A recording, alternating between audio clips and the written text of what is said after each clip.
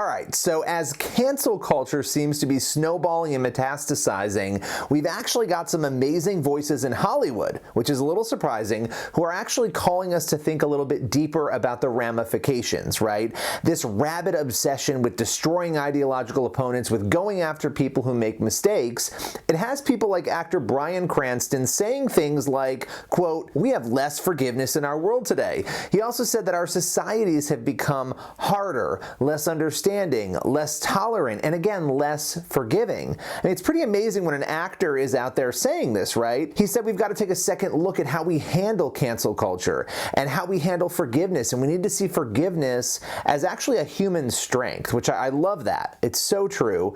And he's not alone. Comedian Rowan Atkinson, known for his iconic Mr. Bean character, he has also come out against cancel culture. Now, he said some really interesting things in a recent interview. He said, quote, "What we have now is the digital equivalent of the medieval mob roaming the streets looking for someone to burn." And he wasn't done there. He said that it's, quote, "scary for anyone who's a victim of that mob, and that it fills him with fear about the future." When I hear these actors, I've got to tell you, they are 100% right. Too many people today are bent on going after other people, destroying others, and these are people who have made mistakes or errors, and maybe they even have differing opinions, and yet people are going after them to try to cancel them. And the thing that's so fascinating to me is that we love to debate the Bible, right, in culture. Is it legitimate? Is it a holy book? But one of the most fascinating things that you find in Scripture is that there's this pervasive realness within the stories, right? When you consider the Bible's claims that it's a holy book given to us by God, you might not believe that, but just consider the claims. The fact that it includes people's massive moral blunders and errors, it actually seems strange or ridiculous on the surface. I mean, wouldn't a perfect book only feature perfect people?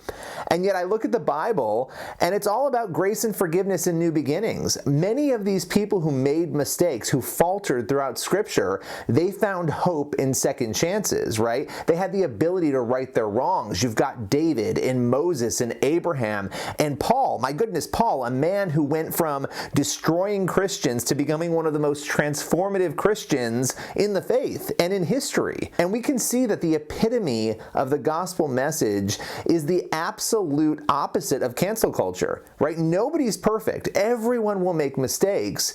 And yet the people walking around right now claiming moral high ground in culture, not that long ago, these people were living on the fringes. They were the ones being mistreated. And yet now that they have the upper hand, there's this weird move to silence others. And it's a refusal to forgive. And yet I look at Jesus' decision to come here and die for the sins of humanity, and that to me is the absolute opposite of cancel culture, right? It's this amazing story, the most amazing story ever told, real life story ever told. And yet by today's standards, we would cancel pretty much almost everybody else outside of Jesus. We would cancel them in the Bible. They wouldn't make it. They wouldn't pass muster today. And to me, it's like I'm looking at this and I'm thinking maybe we're doing this all wrong.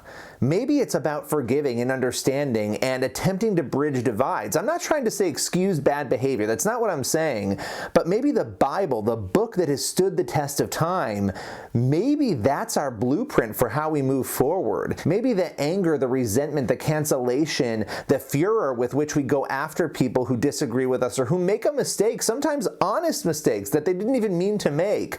Maybe they deserve that grace and that forgiveness. Maybe those stories in Scripture that have again stood the test of time for thousands of years, maybe those are the blueprints for how we should be living. Maybe what we're doing is destroying us individually and culturally.